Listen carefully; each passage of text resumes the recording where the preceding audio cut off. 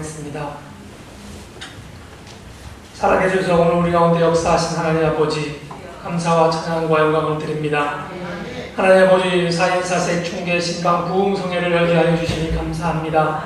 하나님, 이 성회를 통하여 우리의 믿음이 회복되는 역사가 있게 하여 주옵소서. 우리의 첫 신앙이 회복되는 역사가 있게 하여 주시옵소서. 하나님, 무엇보다도 오늘 하나님 구별하여 하나님 앞에 선물로 드린 이 제목들을 하나님 응답하여 주옵소서. 하나님, 먼 미래가 아니라 오늘 이 집회 이후에 하나님, 이 제목들이 응답되는 놀라운 역사가 있게 하여 주옵소서. 하나님, 아침마다 눈을 떴을 때 주의 부활의 기쁨이 날마다 우리의 마음속에 차고 넘치게 하여 주옵시고, 하루를 허락하신 하나님 때문에 행복해하며 감사하며 오늘 우리를 통해서 역사하실 주님을 기대하며 날마다 살아가는 저희의 복된 삶이 될 수 있도록 인도하여 주옵소서. 그래서 동산의 온 가족들이 예수 그리스도로 인하여 말미암아 아버지 행복해하며 기뻐하며 감사하는 삶을 살아갈 수 있도록 인도하여 주옵소서.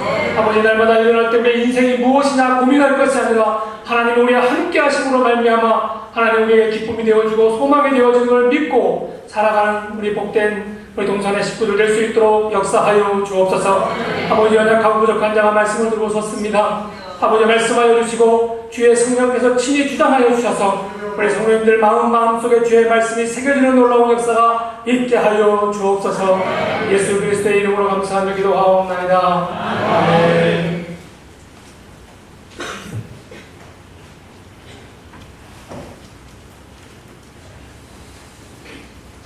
반갑습니다. 제가 목소리가 지금 많이 안 좋습니다. 사실은 목사님께서 설교를 하라고 해서 준비를 다 했는데 저번 주에 갑자기 와보니까 부흥성에 제 이름이 올라가 있었습니다. 그래서 고민했습니다. 진짜 일주일을 싸매습니다. 진짜 오늘 아침까지도 무엇을 말해야 될지 제가 몰랐습니다. 그래서 기도하면서 하나님 말씀, 성령이 말씀하게 하시는 걸 따라 제가 말씀을 하겠습니다. 이렇게 하고 이 자리에 섰습니다. 어제 갑자기 온몸이 아프기 시작했습니다.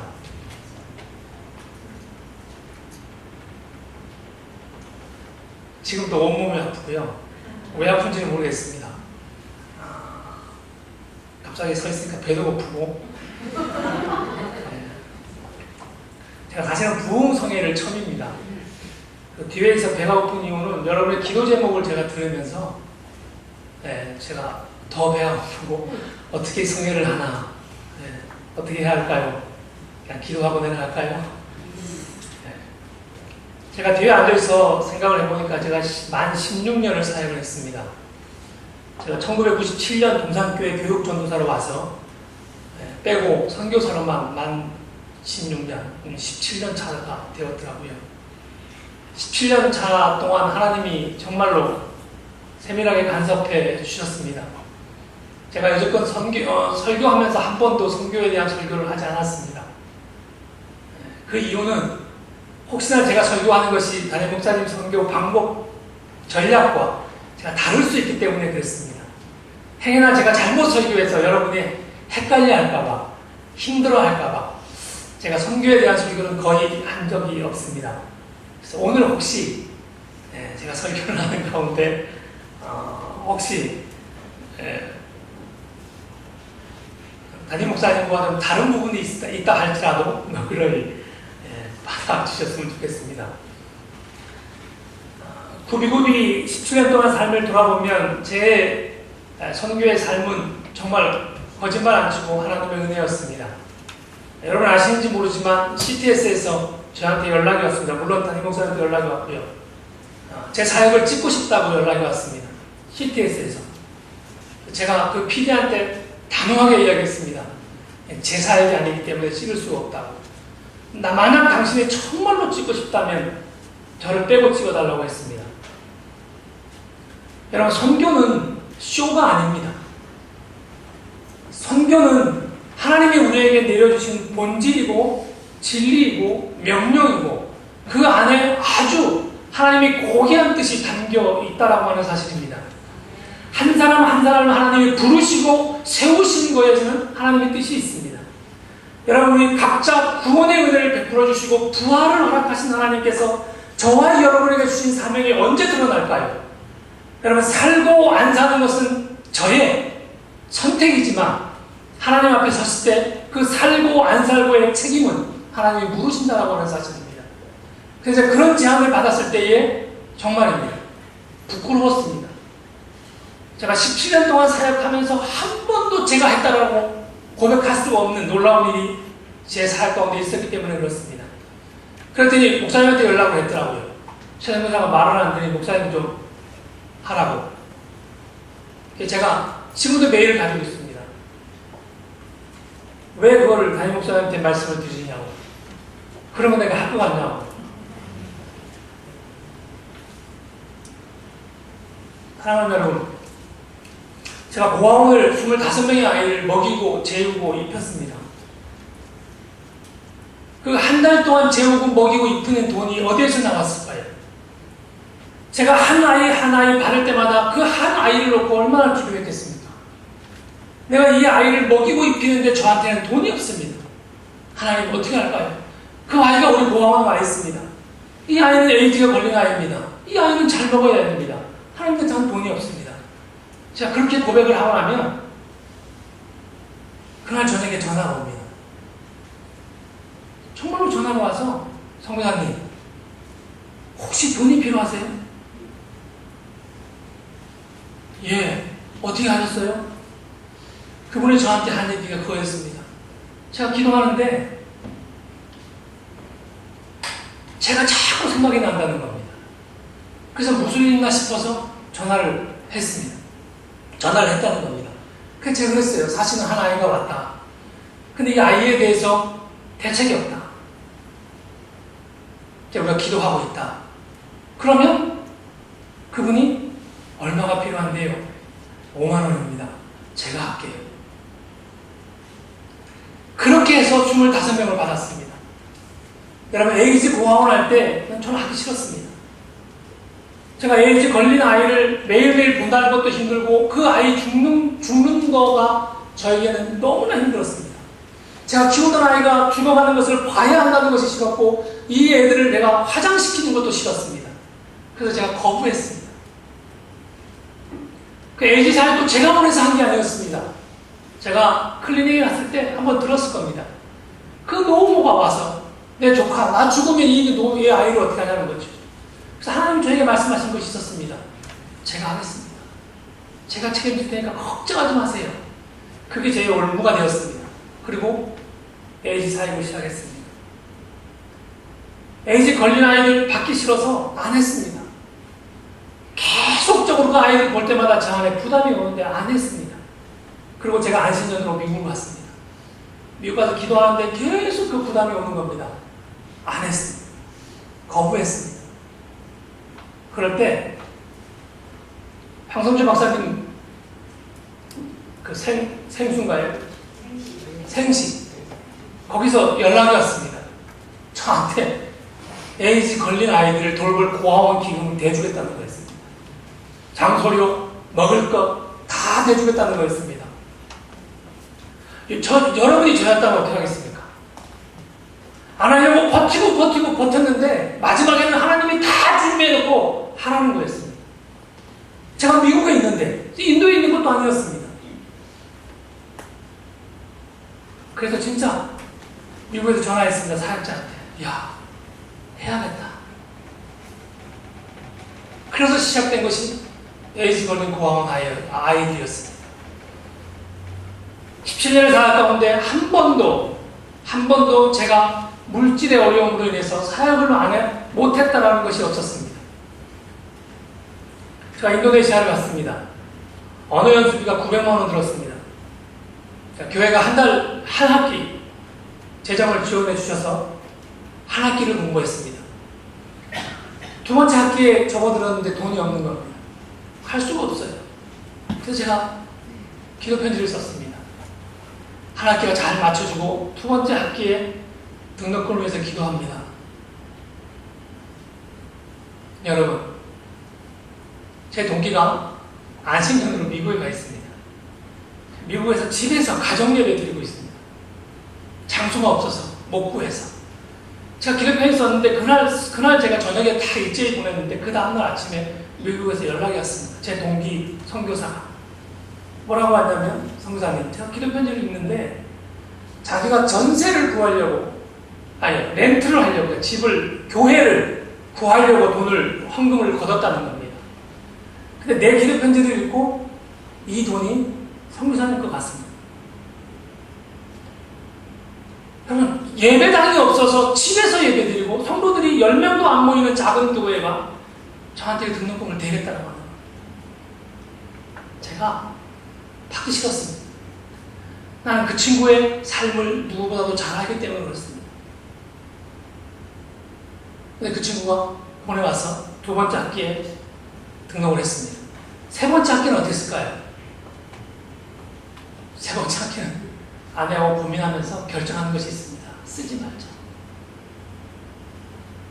괜히 써서 정말로 안 줘야 될, 줄 형편도 되지 않는 사람들의 마음을 힘들게 하지 말자. 그래서 안 썼습니다. 안 하면 안 하려고. 근데 하나님은 하게 하셨습니다. 어떤 분이 저한테 밥 먹으라고 돈을 벌어준다는 거였습니다. 그래서 여러분, 학기를 마치고 이곳에 나왔습니다. 17년의 삶을 다 돌아보고 다 제가 계산해보고 따져보아도 제가 그렇게 살 수 없는 그런 형편이 아니었음에도 불구하고 지금까지 잘 살고 있습니다. 그래서 하나님을 신뢰하고 그리고 하나님을 믿고 어떤 형편이든 어떤 상황이든 하나님 앞에 감사하며 이 길을 가려고 합니다. 사랑하는 여러분, 제가 말씀을 나누겠지만 지금 이 뒤에 나오는 옷은 인도네시아 전통 복입니다. 주일날 저렇게 옷을 입고 가서 예배를 드립니다. 양복을 입든지 저렇게 입든지. 저게 인도네시아의 옷입니다. 여러분, 인도네시아는 약 17,000개 섬으로 되어 있습니다. 가장 많은 섬이 있습니다. 그 중에 약 6,000개의 섬에 사람들이 살고 있습니다. 행정구역은 약 한 37개 주, 인도가 29개 주인데 인도네시아는 37개 주로 되어 있습니다. 중국, 인도, 미국 다음에 인구가 많은 2억 7천만 명 정도가 인도네시아의 인구입니다. 그 중에 이슬람이 88%고요. 기독교가 5%입니다. 근데 놀라운 것은 헌법 29조에 보면 6개 종교의 자유가 보장되어 있습니다. 그래서 이슬람하고 기독교하고 카톨릭하고 힌두하고 불교하고 유교하고 이 6개 종교가 보장되어 있습니다. 그래서 목회자 비자가 있는 것입니다. 물론 다 6개 종교에는 전부 다 비자가 있습니다. 그래서 제가 마지막 비자 심사 단계에 지금 놓여 있는데 5월 말까지 비자 업무가 중단되어 있어서 6월 달에 비자가 진행이 되어지면 텔렉스 케이블을 보내겠다라고 어제 에이전시하고 통화를 했습니다. 네덜란드하고 340년의 지배를 받았던 나라입니다. 여러분, 한번 넘겨보시죠. 제가 넘길 수 있나요?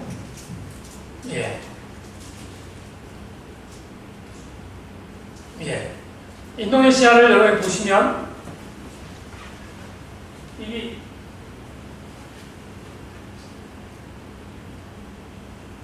이것이 인도네시아입니다. 제가 있는 지역은 자카르타입니다. 자카르타. 이 수도이고요. 이 전체를 이 한 개의 섬을 자바라고 합니다. 자바. 그래서 인도네시아 사람이 자바의 한 40%로 살고 있습니다. 물론 순단이 있고 여러 종족들이 사는데 그 종족 가운데 자바 종족이 제일 많습니다. 그래서 여기가 제가 살고 있는 지역이고요. 이쪽이 수마트라 지역이고 여기에 발리가 있고 여기가 파푸아가 있습니다. 이 파푸아 옆에가 파푸아 뉴기니아입니다. 여기가 깔리만탄이라고 하는 지역이고 앞으로 인도네시아가 이 수도를 이쪽으로 깔리만탄 지역, 이 동부 쪽으로 수도를 옮길 계획을 가지고 있습니다. 술라웨시이라는 지역이고요. 여기가 민다나오고 여기가 태국입니다. 여기가 말레이시아입니다. 인도네시아는 섬으로 되어 있어서 이렇게 다니기가 쉽지가 않습니다. 자바만 차로 다닐 수 있고 나머지는 전부 다 비행기로 이동을 해야 하는 것입니다. 인도네시아는 무슬림이기 때문에 우리가 밖에 나가서 복음을 전할 수는 없습니다. 그러나 목회자 비자를 받으면 교회 안에서 전도나 교회 안에서 말씀 훈련이나 교회 안에서 이루어지는 어떤 모든 사역들은 다 감당할 수가 있습니다. 또 하나, 제가 이제 올해가 지나면 만 55세가 됩니다. 만 55세가 되면 은퇴비자라는 것이 있습니다. 그래서 은퇴비자를 받고 인도네시아에서 활동을 할 수가 있습니다. 바라기는 목회자 비자가 나오면 한 3, 4년 목회자 비자를 가지고 열심히 사역을 하고 어느 정도 인프라가 구축이 되어지면 은퇴 비자를 가지고 사역을 할 수가 있습니다. 오늘 말씀해 보면 여러분 두 가지 요소가 담겨져 있습니다. 뭐가 담겨져 있냐면 말씀을 전하는 자가 하나가 나옵니다. 오늘 말씀해 보니까 그때의 스데반의 일로 일어난 환난으로 말미암아 흩어진 자들이 베니게와 구브로와 안디옥까지 이르러 유대인에게만 말씀을 전하는데 20절 그 중에 구브로와 구레네 및 사람이 안디옥에 이르러 헬라인에게도 말하여 주 예수를 전파하니 전파하는 사람이 하나가 나오고요. 또 하나가 뭐가 나오냐면 20절에 보면 누가 나옵니까? 주의 손이 그들과 함께 하심에 수많은 사람들이 믿고 주께 돌아오더라 라고 하는 두 가지 요소가 이 짧은 말씀 가운데 담겨져 있다라고 하는 사실입니다. 여러분, 말씀을 전하는 자가 있고 이 말씀을 전하는 자와 더불어 주의 손이 그들과 함께 하셨다라고 하는 말씀이 있습니다. 하나님의 손이 말씀을 전하는 자와 더불어 함께 하실 때에 하나님의 역사가 일어난다라고 하는 사실입니다. 많은 사람들이 믿고 주께 돌아오는 일은 내가 복음을 전하는 사명을 감당할 때에 주의 성령이, 주의 손이, 주의 말씀이 그 복음을 전하는 자와 함께 할 때 뭐가 일어난다고요? 역사가 일어난다. 어떤 역사가요? 많은 자들이, 믿는 자들이 주께 돌아오는 역사가 있다라고 말씀하고 있다는 것입니다. 사랑하는 여러분, 오늘 부흥의 첫날입니다. 부흥회라 하니까 그냥 사회자가 있고 헌금 시간이 있고 조금 다른 분위기의 예배가 드려지는 것이라고 여러분 생각할 수가 있습니다. 아니라고 저는 말씀드리고 싶습니다. 부흥회는 하나님의 마음에 합한 자로 서 있는지 확인하는 시간이 오늘 부흥회라고 하는 사실입니다. 지금 저와 여러분이 서 있는 그 자리에, 그 좌표에 온전히 지키고 주님께 나를 올려드리는 시간이 부흥회라고 하는 사실인 것입니다. 여러분, 나의 마음이 주님의 마음과 합의를 이루고 있는가? 주님의 뜻과 주님의 계획과 나의 뜻과 나의 계획이 합일점을 이루는 삶을 살고 있는가를 점검하는 시간이 부흥회라고 하는 사실입니다. 아니요, 주님의 마음에 내 마음을 맞추는 시간, 그 시간이 부흥회라는 사실입니다. 여러분, 헌금 드리고 찬양하고 예배 드리고 다른 강사들이 와서 그냥 예배하는 것이 부흥회다 아니라고 하는 사실입니다. 바라기는 사랑하는 여러분, 오늘 이 4인 4색의 부흥회를 통해서 여러분이 과연, 여러분의 생각이 과연, 여러분의 삶이 과연 하나님과 합당한가 점검하는 시간이 되기를 주님의 이름으로 축원합니다. 오늘 특별히 선교의 주제를 다루고 있습니다. 선교는 우리가 많은 사람들을 선교사로 보내고 많은 헌금을 가지고 선교사에게 보내고 또 어떤 활동을 하고 어떤 선교의 프로젝트를 이해하는 것이 선교다 이렇게 생각하는 경향이 있습니다. 여러분 어떻습니까? 여러분이 생각하는 선교는 무엇입니까? 우리 교회가 청지 선교사를 통해서 건물을 짓고 교회를 짓고 공산교회가 인도에 교회 10개를 개척했다라고 하는 것, 그것이 선교입니까?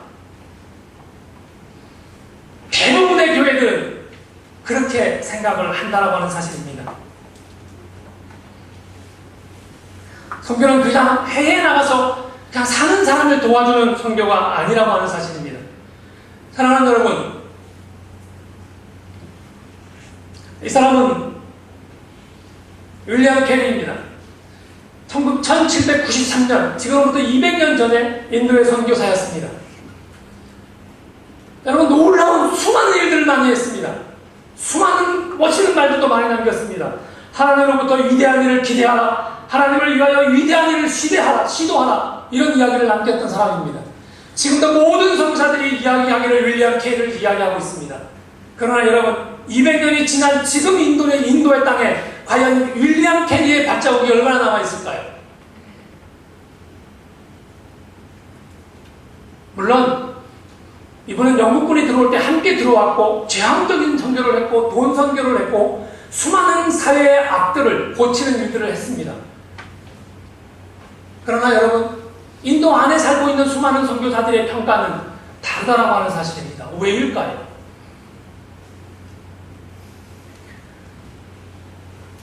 맥가브란 박사님입니다. 인도 선교사였습니다. 세계 선교를 지금 좌지우지하고 있는 수많은 리더들은 다 인도 선교사들이었습니다. 대부분. 여러분, 맥가브란 박사도 인도 선교사였습니다. 31년간 사역을 했습니다. 그러나 지금도 동일하게 수많은 선교사들이 맥가브란을 연구하고 맥가브란의 이 선교의 정책과 전략에 대해서 이야기하고 있습니다. 그러나 선교지에서는 여러분, 이미 집단개종이나 동일 집단이라든가 이 모든 것들이 지금은 불가능한 시대라고 이야기하고 있다고 하는 사실입니다. 사실은 맥가브란이 인도에 선교사인 것도 몰랐습니다. 왜? 인도에서 맥가브란이 왔다 갔다라고 하는 발자국도 남아있지 않기 때문에 그렇습니다. 랄프 린턴입니다. 최근까지 2009년까지 살아있는 선교학자이고 선교사입니다. 물론 인도에서 사역을 했습니다. 내부자 운동을 하고 무슬림 사역 안에 크리스찬이라고 말할 수 없으니까 크리스찬임에도 불구하고 크리스찬이 아닌 것처럼 무슬림과 똑같이 살고 똑같은 옷을 입고 예배를 똑같이 드리는데 그것이 크리스찬 예배인 겁니다. 똑같은 옷을 입고 똑같은 차도를 입고 겉으로 봤을 때는 무슬림 예배 같은데 그 안에서는 크리스찬 예배를, 내부자 운동 예배를 드립니다. 그러나 여러분, 이건 신학적으로 많은 문제를 야기하고 있습니다. 대부분의 선교사들이 지금 인도네시아 같은 경우도 아주 강성 지역에는 내부자 운동을 하고 있습니다. 지금 한국의 수많은 교회들이 이 퍼스펙티브 훈련 과정이라고 해서 하고 있습니다. 저는 여러분, 선교사들이 서구 선교를 평가할 때 실패한 선교다라고 이야기합니다. 랄프 린턴도 한국에 와서 자기가 12가지를 잘못했다라고 이야기한 것이 있습니다. 서구 선교가 왜 잘못됐을까라고 평가할 때 딱 2가지를 말하는 게 뭐냐면 제왕적, 돈 선교, 이 2가지를 이야기합니다. 근데 이거 놀라운 거 하나 말씀드릴까요? 한국 선교사가 똑같이 한다라고 하는 사실입니다.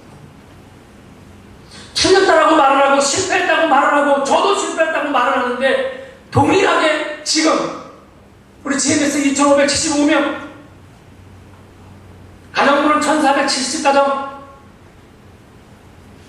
우리 한국에 25,000명의 선교사들, 171개국의 선교사들이 나가있지만 여러분, 다 면밀하게 살펴보면 다 실패했다고 이야기하면서 나는 그 사역을 하고 있다고 하는 사실입니다. 왜일까요?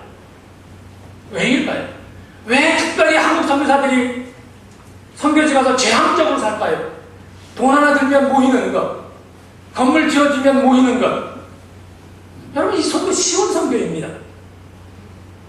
교회도 이 선교가 쉬운 선교입니다. 왜? 보여지니까. 최동희 선교사 인도 가서 교회 몇 개 넣었다. 우리 교회가 지원했어. 그래서요.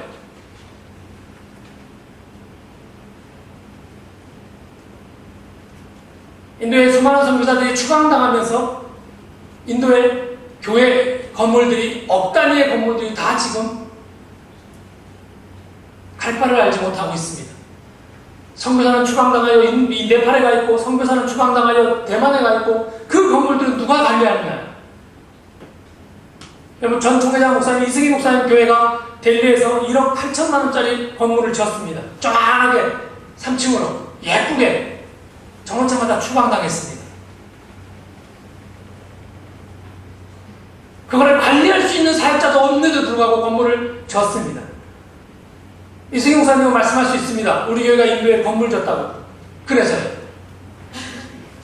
중요한 것은 건물이 아니고, 중요한 것은 돈이 아니고, 과연 1대, 2대, 3대 복음의 승법 번식, 계속적인 번식이 내 사역 가운데 일어나느냐가 하나님의 기쁨이 되고 하나님의 슬픔이 될 수 있다고 하는 사실을 저와 여러분 기억해야 합니다. 또 하나, 너무 쉽잖아요. 여러분이 저에게 돈을 2억을 주십시오.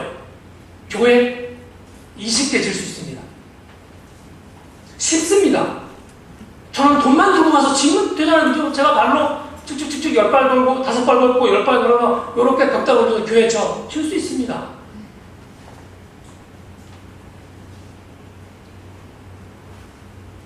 모든 한국 선교의 글들을 보면 다 서구 선교가 실패했다라고 이야기하면서 동일하게 한국 교회는 서구 선교의 방향을 따라가고 하라고 한다라고 하는 사실입니다. 너무 마음이 아픕니다. 제가 플로에서 공부할 때 한국 목사님들이 플로에 80% 있고 선교사들이 한 20%, 10%밖에 없습니다.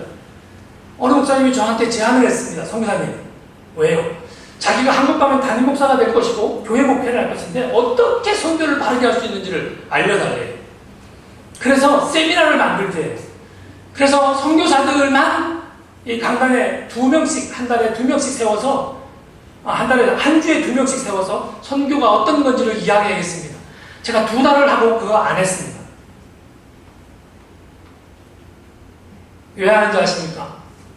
그 젊은 목사님들이 생각이 동일하게 변하지가 않는 것입니다. 최소한 교회는 선교 전략을 만들 때 그 선교사가 그 땅을 받고 있는 그 선교사가 그 지역에 어떤 선교가 가장 어울리는가를 저한테 물어보시라는 거예요.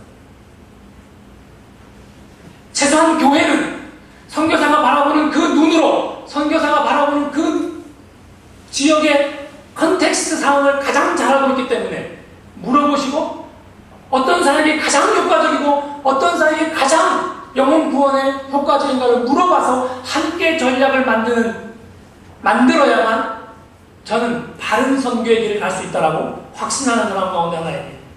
근데 놀라운 것은 여러분, 대부분의 파송교회는 파송교회가 전략을 짭니다. 그리고 그렇게 하라고 이야기합니다. 그리고 그렇게 하지 않는 선교는 실패했다라고 본다는 사실입니다. 공이 모든 선교사에서 입에서 나오는 말이 그 말인 것입니다. 어쩔 수 없이 나는 한다는 것입니다. 글쎄요, 어쩔 수 없이 하는 선교가 하나님께 얼마나 기쁨이 될까요? 사랑하는 여러분, 우리 한국 땅에 선교가 들어왔을 때 한번 보시면 좋겠습니다. 우리 한국 땅에 최초에 선교가 들어왔을 때 여러분, 저는 이걸 보고 정말로 놀랐습니다. 우리 한국교회가 받은 은혜, 우리 한국 선교사가 받은 은혜는 지금 우리가 하고 있는 선교와 너무나 다른 모습이었다라고 하는 겁니다. 보십시오. 북장로교회가 선교부가 한국 땅에 들어왔습니다. 그리고 한국 땅에서 평안도, 황해도, 경기도 일대 경북 지역만 미국 북장로교회가 선교를 했습니다. 서울, 평양, 원산은 이 세 도시는 2개의 나라, 2개 선교회가 공동 사역을 하자라고 약속을 했습니다. 여러분, 이 미 북장로교회 같은 경우는 미 감리교회 선교사와 서로 이야기해서 그렇게 이야기했습니다. 야, 우리 나누자, 따로 하자. 우리나라 전체를 한번 보십시오. 남장로교회, 제가 장로교회 선교를 중심으로 짜. 남장로교회는 전라도, 호주 장로교회는 부산 경남, 캐나다 장로교회는 함경도. 그렇게 한국 땅에 최초의 선교사가 들어오기 시작해서 많은 선교사가 들어와서 고민을 했습니다. 하나님이 원하시는 한국 선교가 어떤 것일까? 하나님이 바라보는 한국 선교는 어떤 것일까? 하나님이 원하는 선교는 어떤 것일까? 내가 원하는 것, 파송교회가 원하는 것, 내가 할 수 있는 것 아닙니다. 하나님이 원하는 것, 이 한국 땅을 가장 빠르게 선교할 수 있는 방법과 전략이 무엇인가를 선교사들이 고민했습니다. 그리고 부산 같은 경우는 여러분 그 호주 장로와 북장로가 함께 사역을 했는데 너무 중복 투자가 많고 너무 돈이 교회가 여러 교회가 개척되니까 협상을 했습니다. 그래서 북장로회가 우리가 나갈게. 호주 장로교회 너희들이 부산을 맡아줘. 그래서 호주 장로교회 선교들이 빠졌습니다. 그래서 이 대한민국 지도 전체를 보고 각 선교회들이 모여서 지역 분할을 했습니다. 여러분, 지금 한국 선교사들이 가 있는 수많은 나라에 지역 분할하는 나라가 있습니까? 없습니다. 모르겠습니다. 있는지 모르겠는데 제가 알기로는 없습니다. 인도네시아도 없습니다. 저희 인도는 나눴습니다. 남인도, 북인도, 동인도, 중인도 땅을 로드맵을 나눠서 우리 이 안에서 사역하자. 우리 전략적으로 중인도만 사역하자. 북인도 안 갑니다. 근데 놀라운 건 뭔지 아십니까? 인도네시아 자카르타 사는데 교회가 교회를 개척을 한다고 어디 가서 개척을 하냐면 수마트라 가서 개척합니다. 비행기로 3시간, 4시간 가야 되고 슬라웨시 비행기로 6시간 가야 되고 발리도 자카르타에서 비행기로 6시간 가야 되는데 발리에 교회를 개척한 겁니다. 그리고 저한테 그럽니다. 우리 교회가 인도네시아 교회를 7개 개척했대요. 제가 이름만 대도 다 아는 교회입니다. 7개 개척했대요. 그래서 내가 그랬어요. 그래서요. 돈을 조금 주니까 슬라웨시에도 하는 겁니다. 돈을 조금 주니까 슬람 파푸아에 가서 교회를 개척하는 겁니다. 1000만 원이 할 수 있으니까요. 자카르타에는 교회를 하나 개척하려면 2억이 들어야 되는데 못하니까요. 제가 물었습니다. 그 성인한테 왜 그렇게 하십니까? 뭐라고 얘기하는지 아십니까? 자기의 인도네시아의 삶은 교회의 역사이기 때문에 우리 교회의 역사의 발자취를 인도네시아에 남겨야 된다고 하는 겁니다. 제가 그 얘기 듣고요. 놀랐습니다. 제가 눈물을 흘리면서 그 친구한테 그랬습니다. 나는 당신처럼 안 살다 가겠다 했습니다.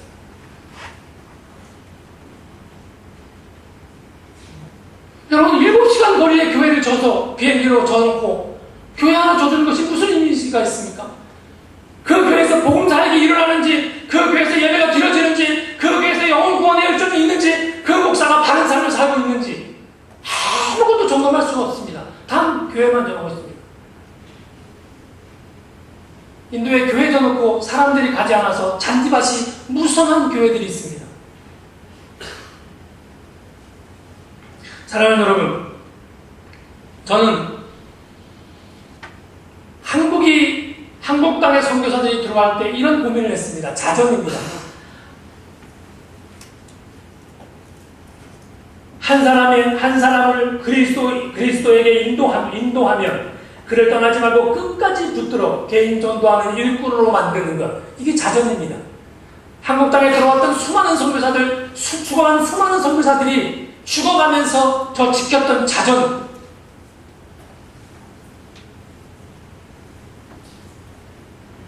두 번째, 자치입니다.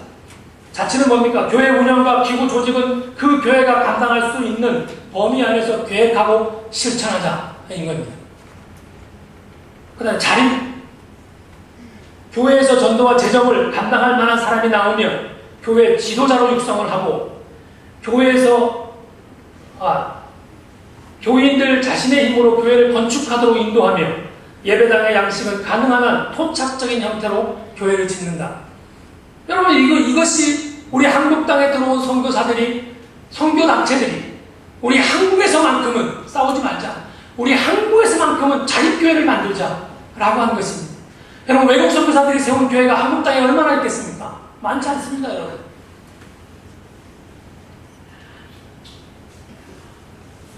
사랑하는 여러분,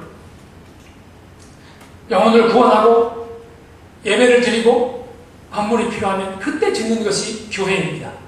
그것도 필요하면 선교사가 주는 돈이 아니라 자신들이 자신의 하나님이 주신 자신의 물질을 가지고 선교를 하게 하는 것이 선교사의 사명인 것입니다.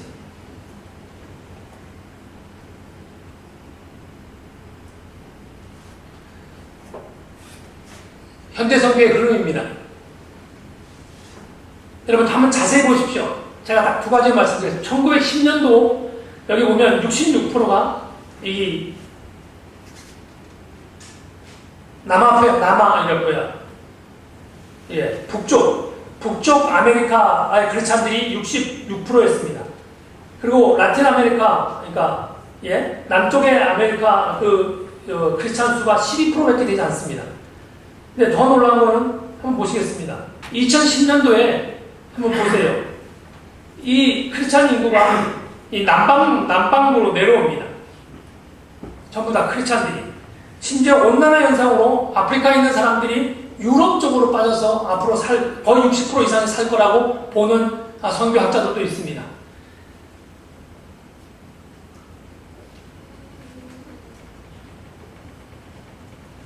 지금 내 밑으로 내려와 있는 선교고요. 그러면 기독교 2010년도에 모든 그리스도인 50%가 아프리카 사람이 될 거라고 보고 있습니다. 아시아는 0.5% 갈수록 크리스찬 인구가 줄어드는 걸로 보고 있습니다. 물론 유럽도 다 줄어들고 있습니다. 자, 100년이 지난 두 가지 큰 변화들을 한번 보십시오. 크리스찬. 다른 것이 있습니다. 뭐가 다르죠? 무슬림이 22.4%입니다. 크리스찬은 몇 프로가 됩니까? 크리스찬은 1910년도에 34.8%에서 2010년도에 먼저 33.2% 줄어들고요. 대신 무슬림이 늘어납니다. 그 다음에 힌두도 1% 늘어나고요. 유교도 줄어듭니다. 이 중국의 공산화로 인해서 줄어가고 있습니다. 이제 아시아권의 선교, 아프리카 쪽의 선교들이 활발하게 앞으로 계속 일어날 것들로 보고 있습니다. 어떻게 선교해야 하는가? 선교에 있어서 가장 중요한 건 사실은 빈민 선교입니다. 성경적 선교이기도 하고 또 하나가 있습니다. 선교지에 이 상위 잘 사는 부류에게 복음을 전하는 것이 쉽지가 않습니다. 그러니까 다른 선교사들이 거의 선교사 80% 이상이 빈민 쪽의 사역을 감당하고 있다라고 하는 것입니다. 그들의 가난한 마음, 그래서 총체적 선교, 어느 한 가지 선교를 정하는 것이 아니라 그 지역의 피로도에 따라서 여러분 코로나19가 발생하고 나서 미얀마 같은 경우는 지금 4천 가정 선교사들이 연합해서 음식물을 간 슬럼가에 지금 나눠주고 있습니다. 우리 GMS의 최인배 선교사님도 가셔서 지금 그 도시락 사역들을 하고 있습니다. 파송교회나 협력교회들이 아주 활발하게 후원금을 보내줘서 그들에게 이 복음을, 이 구제 사역을 하면서 복음과 함께 그 도시락 안에 전도지가 하나씩 들어가더라고요. 사진을 제가 보니까. 그래서 사진 안에, 그 도시락 안에 전도지가 하나씩 들어가서 계속 이것이 언제까지 이루어지냐면 6월까지 하겠다라고 계획이 올라온 것을 보았습니다. 여러분, 빈민가들의 사역을 하려고 하면 여러분 정말로서 재정적으로 많이 들어갑니다. 그때 해야 될 일들이 너무 많이 달아오는 사실입니다. 지금 인도네시아도 사실은 여러분 문을 안 닫고 있고 지금 그 라마단 때문에 모든 비행기가 지금 스톱됐지만 사실 라마단이 아니면 비행기를 스탑할 생각이 없습니다. 왜냐하면 폭동이 일어나기 때문에 그렇습니다. 하루 먹고 하루 사는 사람이 못 사니까. 반둥에 있는 지금 이강수 전무사님이라고 매일 아침마다 인도네시아 사람들이 와서 먹을 거 달라 한대요. 그게 너무 불안한 거예요. 이게 언제 어떻게 변할지 모르니까. 그래서 좀 세크리티가 잘 되어 있는 지역으로 옮기라고 이렇게 얘기가 되어졌습니다. 사랑하는 여러분, 빈민 사역이 앞으로의 사역에서 너무 중요한 요소를 차지할 수 있다는 것입니다. 두 번째는 반면에 현대선교에 있어서 중요한 건 도시선교가 중요한 겁니다. 도시선교에서 우리가 빈민사역만 감당한다고 하는 것이 아니라 빈민사역과 아울러서 함께 해야 되는 것이 도시선교 사역인데 이 도시선교 사역은 주로 제자훈련 사역입니다. 교회 안에서의 제자훈련을 통해서 인재를 발굴하고 인도네시아 사람들이 인도네시아를 품고 사역할 수 있도록 계속적으로 양육하는 사역이 도시선교 사역에 필요하다라고 하는 사실입니다. 그래서 우리 선교 용어로는 거점도시라고, 거점사역, 거점을 확보해서 지역으로 사역을 펼쳐나가는 것, 샘플을 만들어서 지방으로 사역을 할 수 있도록 하는 것, 그것을 지금 고민하고 있다라고 하는 사실입니다. 그 다음에는 난민 사역입니다. 그 다음에 이방인 사역입니다. 가난한 자들에 대한 사역입니다. 여기에는 뭐가 들어가냐면 외국인 근로자가 들어갑니다. 지금 코로나 때문에 다 나갔지만 무슬림이 우리나라에 110만 명 정도 와 있었습니다. 무슬림만. 엄청나게 많죠. 전체가 110만 명이고 무슬림이 한 5만 명 정도가 한국 땅에 와 있었습니다. 엄청나게 많이 들어와 있는 것입니다. 근데 우리가 한국 교회는 거기에 대해서 반대 소리만 냈지 그들을 어떻게 복음을 전할 것인가를, 그들을 어떻게 품을 것인가를, 그들에게 어떻게 예수 그리스도의 십자가의 사랑으로 품을 것인가에 대해서는 우리가 고민하지 않는다는 겁니다. 여러분, 우리는 두려워할 게 없습니다. 여기는 내 나라입니다. 여기는 내 땅입니다. 걔가 복음을 받고 안 받고가 중요한 것이 아닙니다. 우리는 그들의 사랑으로 예수 그리스도의 십자가의 부활의 은혜로, 능력으로 복음을 전해야 한다고 하는 사실입니다. 여러분, 인도네시아 밖에 나가서 예수 믿으세요 할 수가 없습니다. 그러나 우리는 우리 옆에 있는 외국인들에게 어떻게 해요? 예수 믿으세요 할 수 있는 것입니다. 사랑하는 여러분, 너무 쉬운 선교가 이 안에 있습니다. 외국에서 온 이 110만 명의 이 사람들에게 복음을 전한다고 하면 이 사람들이 예수 그리스도를 믿고 다시 본국으로 돌아가면 어떤 사역을 하시겠습니까? 어떻게 교회가 전략을 짜야겠습니까? 저는 말하지 않아도 전략은 나올 수 있다고 생각합니다. 코로나가 발생했습니다. 코로나 발생하고 50명의 목사님들에게 물었습니다. 선교사에게 가장 어려운 부분이 뭐냐? 여러분, 코로나가 발생했을 때 가장 많이 나오는 말은 한국교회가 어려워진다라고 하는 겁니다. 한국교회 선교 패러다임이 바뀔 것이라고 이야기합니다. 그리고 그게 역으로 선교사들의 선교 전략도 바뀌어야 한다라고 이야기합니다. 그래서 설문지를 했습니다. 선교사가 가장 어려운 분야가 무엇이라고 생각할 때 후원 감소가 첫 번째로 꼽았습니다. 두 번째는 사역 축소였습니다. 세 번째는 선교사 건강이었습니다. 이것이 미국에 있는 한인교회를 담당하고 있는 50명의 목사님들, 100명 이상, 500명 이상의 대형교회와 소형교회 목사님들에게 물었습니다. 물었더니 답을 주신 내용이 이거였습니다. 축소하지요. 저희 총회 GMS에서도 정책회의를 저번 주에 했습니다. 제가 정책집을 제가 보았습니다. 그런 이야기들이 많이 있습니다. 중요한 것은 이 정책위원회에서 만들어낸 정책들이 선교사들까지도 내려가야 한다고 하는 것입니다. 어떤 로드맵을 가지고 어떻게 그러면 이 어려운 코로나 이후에 한국교회의 재정적인 축소, 여러분 팀 켈러 목사님이 예언한 게 하나인데 코로나 이후에 한국교회는 부흥할 것이라고 하는 겁니다. 놀랍죠? 팀 켈러 목사님이 한 얘기입니다. 저번 주에 그것도 한국교회는 코로나 이후에 부흥할 겁니다. 왜?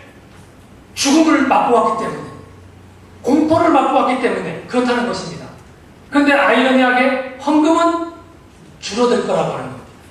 교회는 부흥되는데 헌금은 교회가 줄어든다는 겁니다. 미국의 9.11 사태 때 미국 교회가 동일하게 드러났던 게 뭐냐면 교회는 부흥했는데 헌금은 줄어들었다는 것이었습니다. 그래서 이 코로나 이후에 많은 교회들이 부흥할 수 있을지 모르지만 헌금은 줄어든다는 것입니다. 그래서 선교도 줄어든다라고 하시는 것입니다. 그래서 그러면 선교지에서 어떤 일이 일어나야 되는가? 저 개인적으로는 동일한 사역들, 중복된 사역들, 센터를 가지고 있는 사역들, 그 사역들의 병합, 팀 사역이 이루어나야만 살아남을 수 있다고 하시는 겁니다.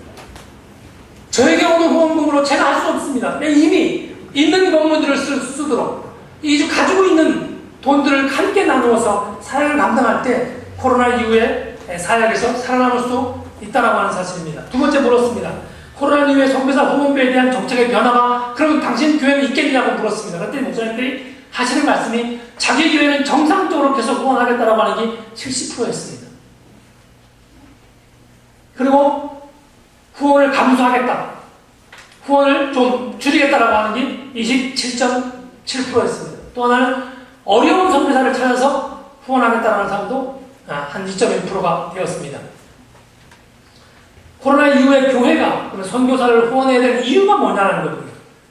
그럴 때 많은 50명의 목사님들이 동일하게 대답한 것이 선교는 교회의 본질이기 때문에 그렇다. 이게 68.9%입니다.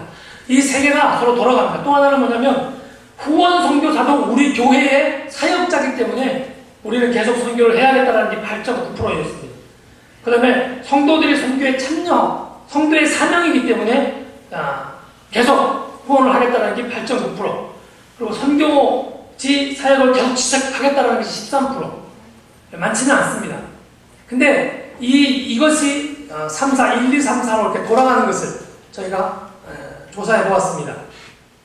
그래서 코로나 이후에 세계 선교의 변화가 생길 거라고 하는 겁니다. 선교의 본질의 회복. 선교사들이 선교의 본질로 회복할 때만이 빨리 인도네시아 복음을 앞당길 수 있다고 하는 사실입니다. 각자가 가지고 있는 재능을 각자가 하는 것이 아니라 다양한 각자의 사역들을 함께 연합하여 다양한 사역을 만들어 다양하게 각 선교지의 사역을 감당할 때 효과적인 사역을 감당할 수 있다고 하는 것입니다. 그래서 여러분 제자훈련 사역이라든가 영혼구원 사역 89.9%가 나왔습니다. 자립선교 방향이 요구될 것이다. 이 51%. 여기에는 비즈니스 선교도 들어있습니다.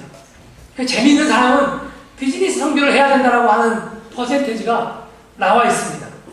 많이 나와 있습니다. 한 50%가 40% 나와 있더라고요. 그러면 어떻게 비즈니스를 할 것이냐라고 하는 겁니다. 제일 많은 게 뭐냐면 교회와 함께 연합하여 사역을 하고, 예를 들어서 제가 인도네시아에서 빵집을 한다 그러면 교회하고 함께 비즈니스를 하는 겁니다. 교회가 일꾼을 보낸다든가, 그래서 그 수익에 교회와 선교사가 반반 나눠가는 겁니다. 예를 들면, 그래서 교회의 비즈니스 사역으로 선교사와 함께 하겠다는 것이 50%가 넘게 나왔습니다. 또 하나는 선교사에게 비즈니스 지원비를 투자해서 비즈니스를 하도록 하겠다. 그건 한 20% 정도 조금 더 나왔더라고요. 자립선교 필요하지요. 예. 자립선교는 한국교회의 선교 전략이 어떻게 바뀌느냐에 따라서 자립선교가 활발하게 이루어질 건가 아닐까가 저는 앞으로 키 중에 하나라고 생각되어집니다. 근데 중요한 건 뭔지 아십니까? 비즈니스 선교를 부르신 지가, 제가 비즈니스 선교 초창기 남서울은혜교회 1989년도, 예, 1989년도 남서울교회에서 비즈니스 선교에 대해서 강의를 제가 처음 들었습니다. 그때 처음 한국에 비즈니스 선교가 들어왔습니다. 그런데 지금까지 비즈니스 선교로 뭔가 이렇다는 걸 내놓은 선교사가 죄송합니다, 한 명도 없습니다. 중국은 좀 있습니다. 중국은 커피숍 해가지고 하시는 분들이 좀 성공적인 케이스가 있습니다. 그러나 중국을 위해서 인도 없습니다. 인도네시아 없습니다. 한국교회에 내놓을 만한 비즈니스 선교를 통하여 선교가 이렇게 일어났다, 비즈니스 선교를 통해서 저 선교가 재생산이 일어났다라고 말하는 선교가 없다라고 하는 사실입니다. 그렇기 때문에 고민을 해봐야 하는 부분입니다.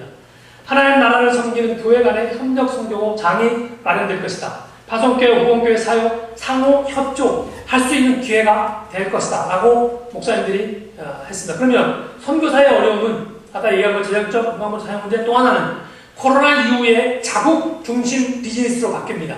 현대 삼성도 고민하지요. 베트남에 있는 공장을 다시 한국으로 불러들여야 될 것인가 고민하는 것 똑같습니다.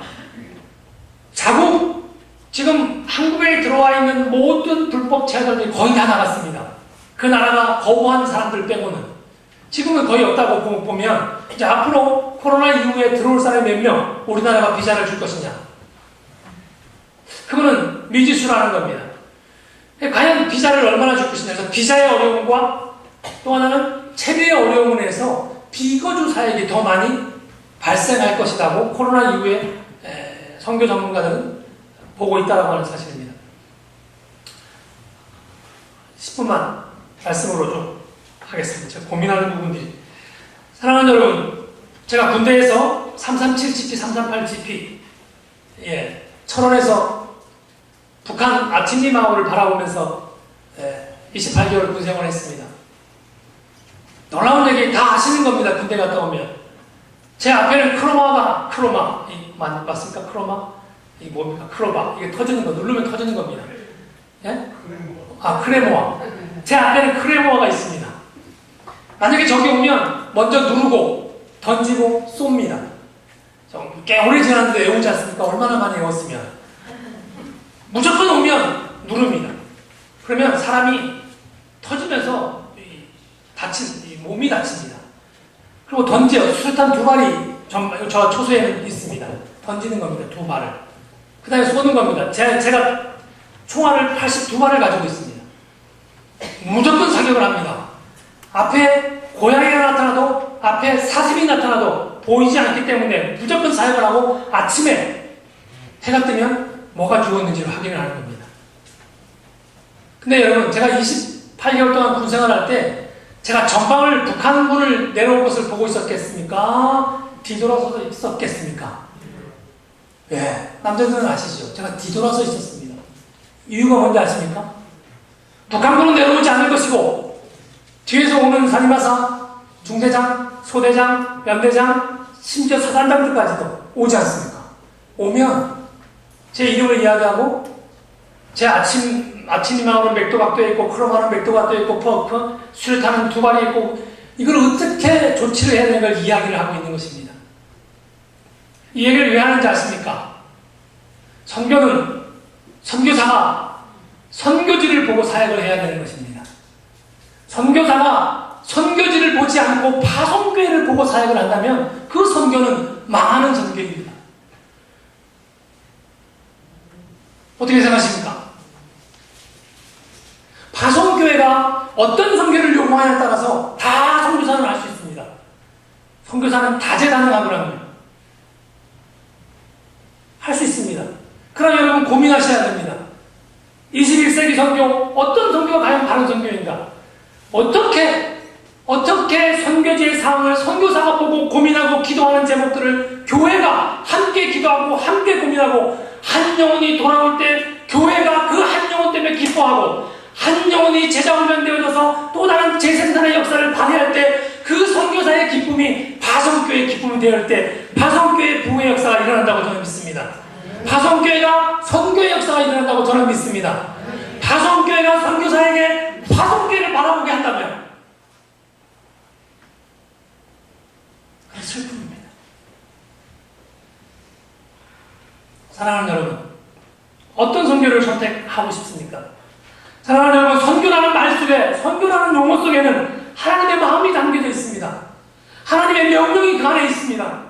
하나님의 사역이 있습니다. 그 결과로 하나님의 기쁨이 있고 그것이 선교이고 그 용어 속에 이러한 것들이 담겨있기 때문에 선교는 노는 것이 아니고 선교는 누리는 것이 아니고 선교는 쉬는 것이 아닙니다.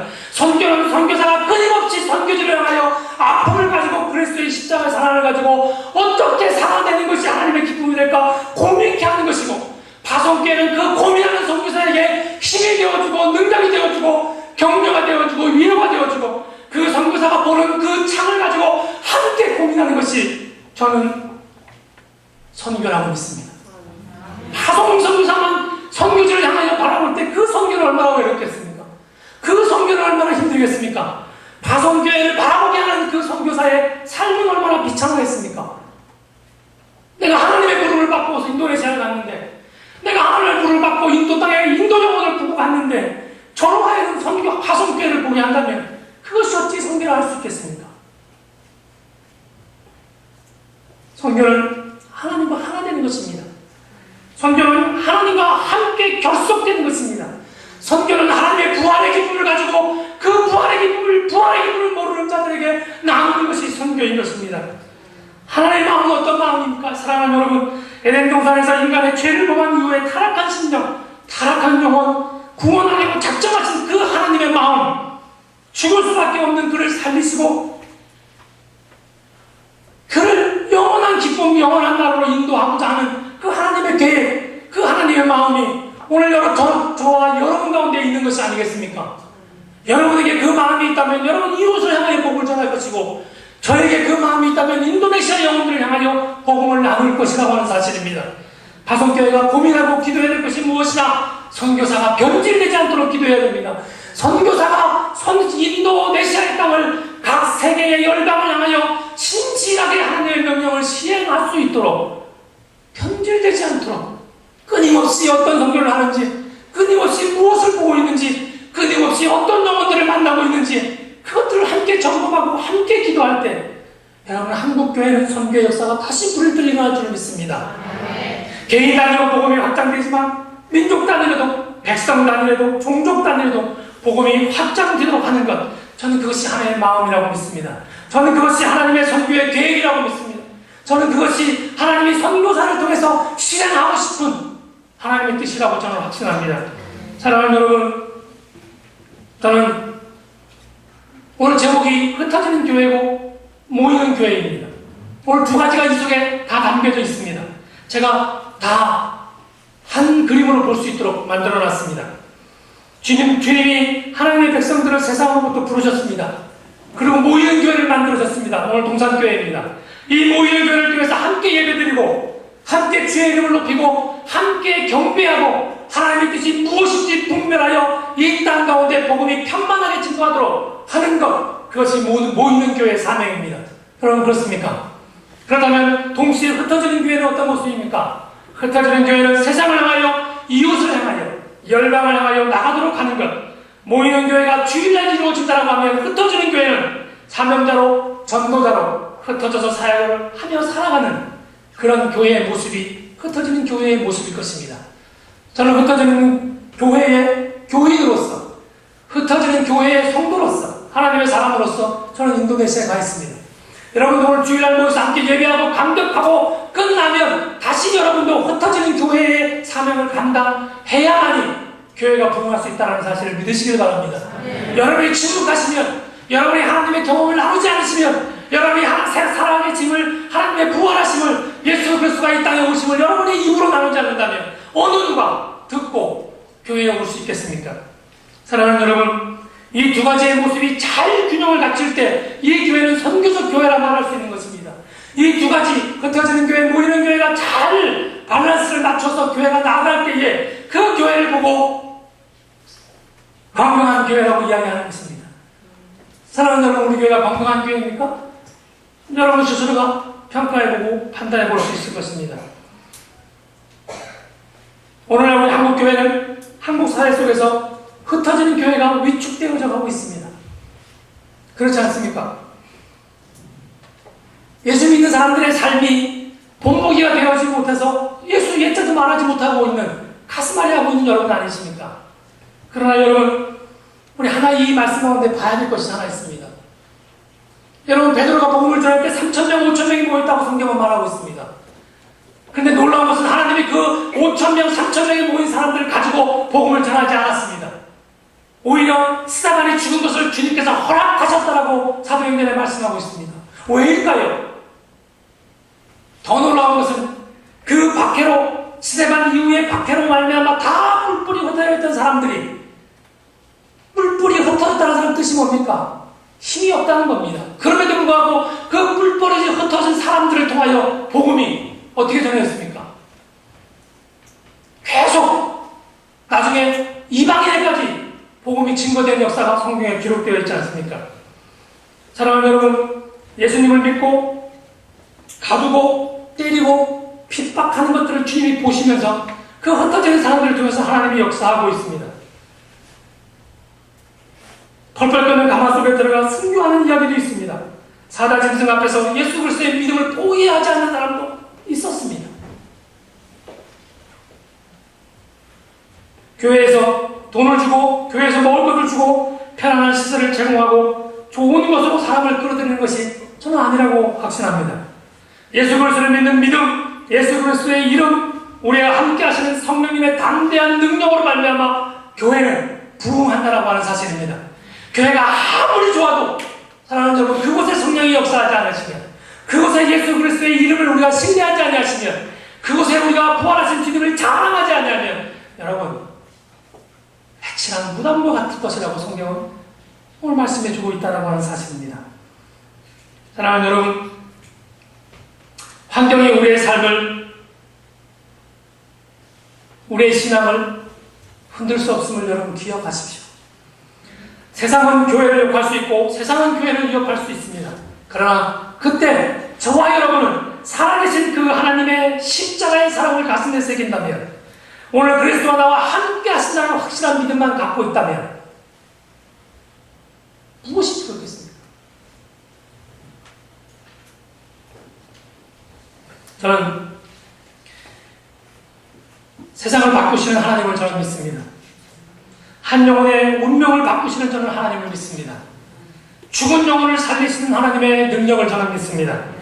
나의 경험, 나의 능력, 나의 지혜, 나의 어떤 배움으로도 극복하려는 것이 아니라 하나님이 나에게 주신 능력으로 세상에 도전하는 그런 선교사로 살고 싶습니다. 바라기는 여러분도 여러분의 어떤 유창한 만이나 여러분이 알고 있는 지식이 아니라 오직 예수 그리스도의 능력, 예수 그리스도의 이름, 예수 그리스도가 오늘 여러분이 함께 한다는 믿음으로 말미암아 여러분 이 험한 세상 속에 승리하는 여러분이 되었으면 좋겠습니다.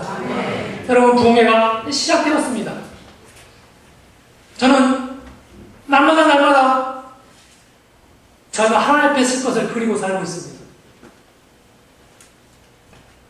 최소한 하나님 앞에서 많은 열매를 드릴 수 없다 할지라도 그래도 너는 진실하게 살려고 했다, 충성되게 살려고 했다, 최소한 이 소리는 저는 듣고 싶습니다.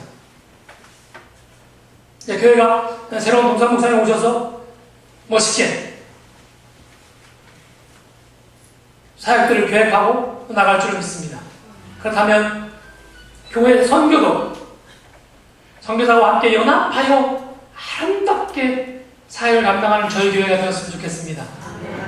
선교사가 바라보는 그 눈을 신뢰하시고 선교사가 바라보고 있는 선교의 전략을 여러분 믿으시고 함께 그 선교의 전략을 고민하며 함께 그 사역을 이루어간다 하면 오늘 후원하고 있는 여러분의 후원이 결코 헛된 후원이 되지 않을 것이고 여러분의 선교에 동참하는 그 동참이 여러분의 기쁨이 되어 것이고 여러분이 하나님 나라 섰을 때 여러분이 알지 못하는 그 눈물로 허트렸던 그 헌금의 결과가 한 영혼이 주께 돌아오는 놀라운 역사가 있음을 주께서 마지막 때 여러분에게 보여주실 것이라고 저는 확신합니다. 그렇다면 저와 여러분이 하나님 보시기에 좀 멋지고 좀 아름답고 좀 힘있고 행복하게 하나님의 선교를 감당하는 저와 여러분이 되기를 주님의 이름으로 축원합니다. 기도하겠습니다. 하나님 주님 감사합니다. 선교는 선교사 혼자 하는 것이 아니라 협력교회 파손교회와 함께 그 땅을 품고 기도하며 하나님의 마음으로 하나님의 명령을 품고 사역하는 것이라고 믿습니다. 하나님 사랑하고 정말로 원하옵고 소원하옵기는 우리 동산교회가 정말로 선교를 감당하는 교회가 될 수 있도록 인도하여 주옵소서. 그래서 하나님을 흡족게 해드리는 우리 교회가 될 수 있도록 인도하여 주옵소서. 아버지 바른 선교가 무엇인지를 고민하며 함께 하나님의 선교를 이루어가는 우리 교회가 될 수 있도록 인도하여 주옵소서. 선교는 교회의 선교가 아니라 하나님의 선교라고 우리가 고백합니다. 그러나 우리의 삶으로는 여전히 교회의 선교로 착각할 때가 있음을 고백합니다. 하나님 우리 부흥의 이 시간 이후로부터 우리 교회가 정말로 아름다운 선교의 역사를 만들어가고 이루어주고 그 열매를 하나님께 드리는 복된 교회가 될 수 있도록 인도하여 주옵소서. 예수 그리스도의 이름으로 감사하며 기도하옵나이다. 아멘.